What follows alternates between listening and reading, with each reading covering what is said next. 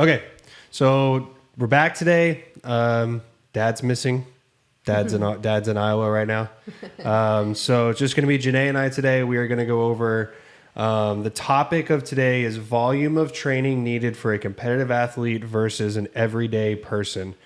So do you want to start us off and give us some of your wild thoughts that we just were talking about? Yeah, this came from our Instagram poll thing too, right? Someone had asked us about this. Yeah, we put out a Instagram poll asking, just give us different topics to have discussions on. What do people want to learn about? And one of the responses was volume of training. I messaged back to them saying we're doing a training video, but after editing that, realized we did not do much volume, right? So what volume is needed? Their direct question was, what volume of training is needed to be a competitive athlete versus an everyday person? Also, what about a master's athlete? Cool. So even though Dak could probably answer that question a little better. So everyday athlete, I would define in our sport, in our world right now, as someone who does tactical games for a hobby, for enjoyment. Likely is not in the elite division because of the physical demands that the elite division requires and what that takes to train for, right? Sure. So someone that just does maybe one or two of these a year because they absolutely love it. And then an elite athlete in this situation, being someone who is trying to be competitive in women's elite or men's elite. Yep. Not just exist. Yep. To be competitive in it, right? Yeah, let's start there. Okay. So I think for starters, purpose of both, their intent in both is a good place to start. So, if this is just a hobby for you and you're an everyday athlete, I would say that your purpose is enjoyment, right? First and foremost. Yep. And that is going to then direct how you attack training.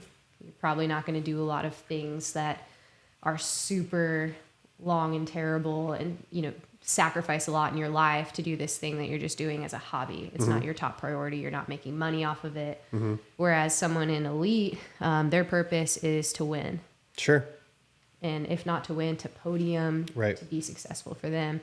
And that is going to obviously require a lot more sacrifices in order to get there. So that is going to shape how you are feeling in training. For instance, someone who is an everyday athlete is probably working out to feel good and maybe to look good and to be a good dad or be a good mom, be a good person in the community, more capable, happier, healthier, right? Whereas someone in the compete world, those things are often not your first priority. And, you're training to win, not to feel good. And training doesn't always feel good.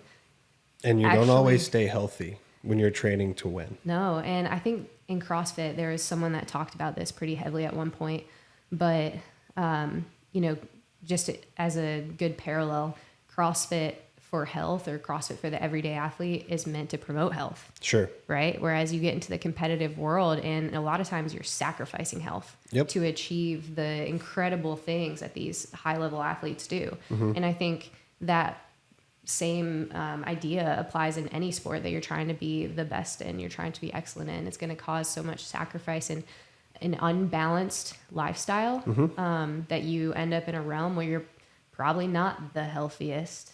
But that's just the name of the game. In order to win and achieve high level things, you have to dance on that fence of, doing so much that you could be unhealthy, but you're trying to stay on the fence of like, I'm doing absolutely as much as I can do while still being healthy enough to be my best on game day.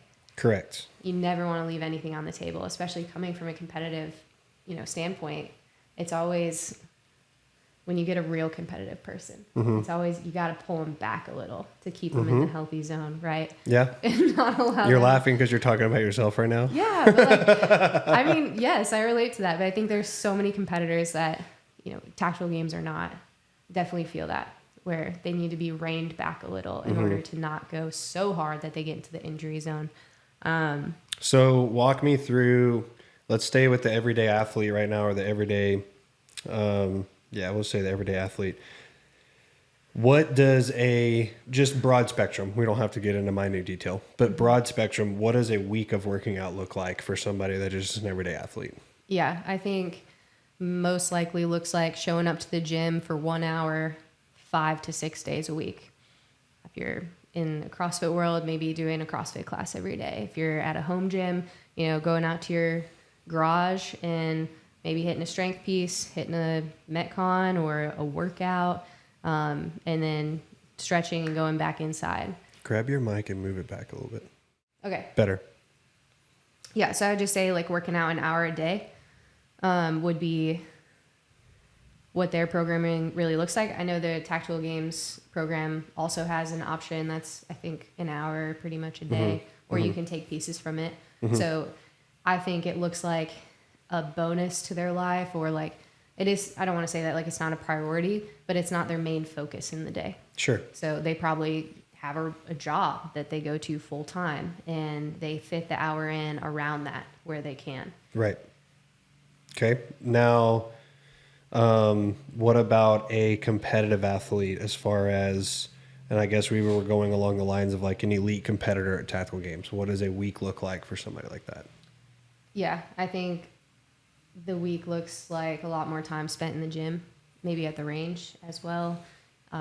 Even if is that just like another hour at the gym? Is that 3 hours at the gym a day, 5 hours at the gym a day? What does that look like? I think it greatly depends on the athlete. Every athlete can reach their peak potential in different ways. And I think it also depends on their years spent in the sport or a athletically demanding sport already. For instance, Jacob Hepner, having done CrossFit for so long at such a high level, even E did CrossFit at a very high level. I mean, they're both games athletes. So they put so much time already in their lives into building such a very strong foundational fitness base that honestly they could just ride out maintenance and be fine in the sport to compete. Obviously, as the sport grows, we all are going to need to keep growing, and it might require more time down the road. But comparing someone like that who has a lot of years versus someone who's newer to fitness, like there's only so much you can do in a day. So don't get me wrong here, but them at maintenance versus someone who's new trying to catch up, like you might have to put in a lot more work in order to reach that competition level or compete level in the Tactical Games. Sure. So I wanted to preface that with like, this is incredibly individualized, person to person, but I would say most elite competitors in any sport, Tactical Games, CrossFit, they're training multiple hours a day. I mean, multiple sessions. Is this dependent person by person, but as far as the difference between strength workouts, cardio workouts, grinding style workouts that have a mixture of just like sandbags and farmer carries and that type of stuff. What is the breakdown for an everyday athlete, and how often should they be doing strength versus how often should they just be doing like cardio style movements or body weight movements, or a mixture of the two?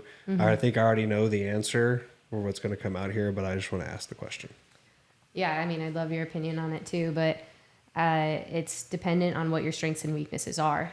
Jared and I are a good contrasting example here. So for me, strength is my weakness. So I do need to spend more strength specific sessions throughout the week in the gym that are separate from like a conditioning session, right? So then but that's for a competitive standpoint. Yeah. Are you I'm talking about an everyday person standpoint. So if you're an everyday athlete, what is the difference between strength versus cardio versus something like a Tactical Games Metcon, assuming you are trying to get into Tactical Games?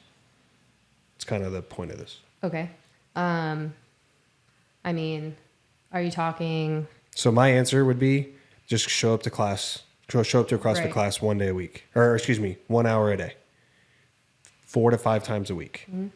That is it. You get a because they're going to get a mix of everything, right? They're going to get strength in the class. They're going to get a Metcon 4 to 5 days out of the week. Some days, some CrossFit gyms just do a strength session for the entire day. That's fine too. But like what we do here on the Mayhem programming, 3 or 4 days out of the week, we have a strength before the workout. Or if there's not, there may be a skill or a mini pump or something like that after the workout is over. And I think if you're just an everyday athlete and you're just looking for health, that's all that you need to be worried about. Yeah. Focus on your life. Go do what you need to do in your life. figure out the hour of day that is going to work for you to come in. Just go to class, do your class. Don't get super hung up on, well, I can't do these things. Just do your class, work really hard, get a good heart rate, get a good workout, and don't put too much pressure on it, right? If you're just here for an everyday athlete. Now, if you're here for being a competitor, I'll let you take over now, because now you can finish what you were talking about. Of note, though, on what you said, I think 3 things that you could hit on every day if you're an everyday athlete. See, this is why I brought her for this, because she's the smart one when it comes to this stuff. For instance, when I was programming for Chase, yeah, like the 3 priorities that I made in his programming every single day were hit a main lift, a main strength lift. So in our game, deadlift, squat, even bench, press. You want to stay well rounded, right? Correct. Power clean. Have a raw lift that you get to move some weight with. Have a workout. Keep it varied in time domain, in movement, in stimulus. And then have accessories. And depending on your body, I would put Chase's accessory first, always, so that he would go into his session and have a lot of like those imbalances that he has in his pull from obviously some back issues in the past, like have those imbalances kind of worked on at the beginning. So your body is running on full cylinders the best it can. It's primed up. Yeah. And then attack your main work for the day. I know that there's conflicting stuff about that where you're more tired for your main lifts. Sure. You're more tired for your Metcon. In my opinion, it doesn't matter. I think it depends on the person. Yeah, well, he's recovering from injury. And the type of injury, right? Yeah, exactly. So if you're not in that boat and you're feeling healthy, you're feeling good, do your main lift, do your Metcon, do accessory after. But having some sort of accessory that keeps your body moving in unilateral motion, rotational motion, just getting more variable there, I feel like keeps you really resilient and is super important. So those are my 3 things. Main lift. Can you fit those 3 into an hour? Yeah, absolutely. Okay. At most, hour 15. Okay. And the cool thing is if you go accessory first, you get your warm-up in your accessory. So your warm-up's a little bit shorter. Sure. So now go over the competitive standpoint. Competitive standpoint, I said depends on the athlete. In the essence that like if strength is your weakness, then you might have a lot more dedicated strength sessions throughout the week. Hours more of strength per week versus hours more of strength per week. Yeah.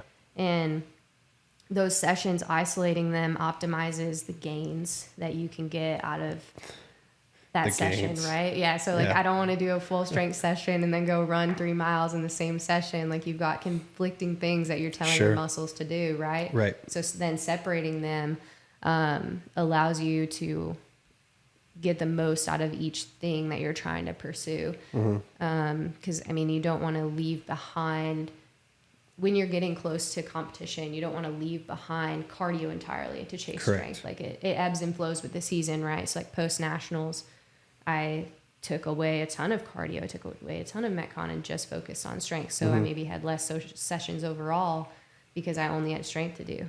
And then as the season goes on, you add in more sessions to get yourself ready to compete. You're going to do more high volume, and then B, so that you're not lacking in any one thing. Like you're not totally sacrificing your cardio. Well, if they listen to the last podcast, the reason why you may have less overall sessions in a week whenever you're doing strength stuff is because, like we talked about, your pie. Yeah. Right. And so the strength session may take more of your CNS out of the pie. Yeah. Right. So if you get 3 big strength sessions in, that may be 85% of your pie in just 3 strength sessions in a week. Right. Versus honestly, that could be the same if you were doing a bunch of cardio too, right? I mean, those morning mono workouts can be pretty devastating as well. Oh my gosh, yeah. But if you are planning your week out correctly, you could end up having 2, 3, 4 really good strength sessions and then 2, 3, 4 really good Metcons in a week without sacrificing any of your pie. Do you agree to that? Yeah, for sure. And I think to get the most out of your pie, having rest in between them allows you to perform better in both. So. I'm a Wednesday rest guy. Not every week, but I'm a Wednesday rest guy. I go hard kind of Monday and Tuesday. My body kind of freaks out Wednesday morning, and then I hit it hard Thursday, Friday, and then you pretty much drag me through the dust on Saturdays, and then I rest on Sundays. So I think Jared said he's a Thursday, Sunday rest guy. I'm usually a Wednesday, Sunday rest guy. Yeah. And to each their own. Some people religiously do Thursday, Sunday rest. Some people do 3 on, 1 off, 2 on, 1 off. it all depends on what your breakdown is specific to you. But I think generally speaking, competitive athletes in the sport are spending several hours a day training for our sport. And it looks the same thing as everyday athletes, just more and potentially more specific to the athlete. Sure. Meaning more strength bias, more cardio bias, whatever. So if they're a everyday athlete thinking and wanting to become a competitive athlete in this sport, what are some things that they need to like be careful about whenever they start to up their training? What's some stuff to help keep them safe? Like go over a little bit of that for them to where they don't just be like, oh, I can do more because I want to be a competitive athlete. More is the answer. I'm going to do more. Yeah. And then they get hurt or they get burnt out or whatever it is. Will you discuss some of that? If I was coaching someone that was looking to transition every day to compete, I would have them sit down and analyze what is my biggest weakness. And then I would add in 2 sessions a week focused on that weakness. 2 full sessions or just... Or 2 add-on, like 2 extra 30-minute bouts to their training, whatever they can fit. Sure. Because some people don't have the opportunity to do this whenever they want. And that's, again, a little side tangent, a big difference between highly competitive people in the sport and people that are doing this every day. Like you just might not have the same time frames to do competitive training in its ideal way. Doesn't mean you can't do it, though. There are plenty of people that work full-time jobs and still train just as much as people that have part-time jobs. They figure it out. Yeah, you figure it out. You find a way because it means something to you enough that you're going to sacrifice to do it, right? So depending on if you have the ability to split it up or not, you just might add a little bit more work on the end of one day. That makes sense. Yeah, or if you have the ability to do another session, like before you go to work, say your weakness is running. Okay, you're going to add in runs twice a week before you go to work, and then when you're done, you're going to go to your normal session after work, like you normally do, right? Right. So starting really small in volume and then tapering up is the way to go, in my opinion, there. That way you're not shocking your body too much to start, so much that it can't adapt, because adaptation is the way that we grow. Literally, if you think about it, you lift weights, you work hard in the gym to micro tear your muscles, then they adapt and heal and get bigger and stronger. In the same sense, if your training is too much to start and you can't adapt to it, you're not actually gaining anything out of it. You're just too sore and you won't be able to work through it. Yeah, or too tired. It could be more than just like muscle soreness. It could be just general body fatigue. I think it's kind of broad. You know what I mean? But getting yourself used to the little bit more volume to start, that might be all it takes. Sure. And then you're right where you want to be, right. You know? And B, that's going to allow your body to truly adapt and grow with you and allow you to get those gains in the way that you want to versus fighting back on you and be like, hey, that's too much. Right. So what are some of the other things you have down on your thing? I've gone through all my questions. When it comes to everyday versus elite, the shooting aspect, does that differ for an everyday athlete or as far as what's needed outside of the competition or inside the competition? I would say in training to compete in a tactical games for an everyday athlete versus an elite athlete, can you just speak to, is the shooting much different leading in? So when someone's looking to go everyday so to normally elite, at the event itself, the shooting is normally the same. There are sometimes the elite will go do a separate like long gun or long range stage or a separate 2-gun stage or something. Very rarely do the elites have a separate target to shoot as far as make it like a harder target on a specific stage, like a normal fitness and shooting stage. So most of the time the shooting in a weekend, whatever the elites shoot in a weekend is the same thing that the tactical intermediate teams, women, all that will shoot as well. Yeah. Right. Does that mean that they need the same training outside of the sport when it comes to dry fire out, for shooting training? Maybe. I think it honestly depends on the athlete and where the deficiencies are. If you have somebody that, grew up shooting a rifle hunting, but never shot a pistol, they're probably going to need a lot of work with a pistol, like more so than rifle, right? Versus if you have someone that dabbled in, shooting sports as a kid, but, hasn't shot in a long time, they're going to have a lot faster of a learning curve getting back to where they were than other people. Case in point, people that were really good at shooting, and I'll use Jared as an example since he's not here. This dude doesn't shoot at all until we all lead up to a match, right? And then he's openly said that he'll go and shoot a few times before a match, but it's a handful of times. So he doesn't spend 2-3 weekends a month at the gun range firing thousands and thousands of rounds because Does he's that already apply to dry fire as well? Well, I'm just 1 second. He already got there, right? He's done that and he's got there and he's built to a certain plateau. Yeah. Right. So it's going to take him not that long or not as long as other people to get back to that same plateau. Right. Now, me, on the other hand, if I didn't shoot for 3, 4, 5 months, like I haven't, then it might be a good thing for me to dry fire a lot and shoot a lot more if I want to be at the same skill level that he is going to be at a match, right? It's going to take me a lot longer to get there, and it's going to take more effort to get there. As far as dry fire goes, I just think it depends on your deficiencies, and what you like, who you are as an athlete is going to depend on what you need, right? Do I think it's all the same? Short answer is no. Right? Do I think everybody needs the same thing? Just like the CrossFit saying, like your grandmother and the elite athlete need the same stimulus. Just how the stimulus is offered is going to be different. Yeah. Right? Like everybody needs to overhead squat, including all of the geriatric folks. But how are they going to overhead squat? Well, maybe with a PVC pipe. It may be with a band. Maybe with no weight. Maybe with no weight, and they just put their arms overhead, right? Versus, I'm going to put a barbell over your head and make sure that you can do it with a barbell. It's the same stimulus, just different athletes. I think ultimately the short answer is kind of that for shooting. And I may be wildly wrong, and Jared may be on this, but does everybody need help shooting? Yes. Does everybody need the same help shooting? No. The same time spent. Or the same time spent correctly. I think that if you are, and it depends on your end goal too, right? Like if your end goal is just to come out here and be safe with your firearms and have a good time and like enjoy the sport and be the everyday athlete, I don't think you need quite as much dry fire as someone that's trying to be super competitive. Yeah, I think that's a good way to put it, is like what's going to make this experience fun and enjoyable for you. So like you said, all of the divisions shoot the same targets. Occasionally, elite will shoot a different long range stage or a 2-gun element, like the rifle spinner, for example, right?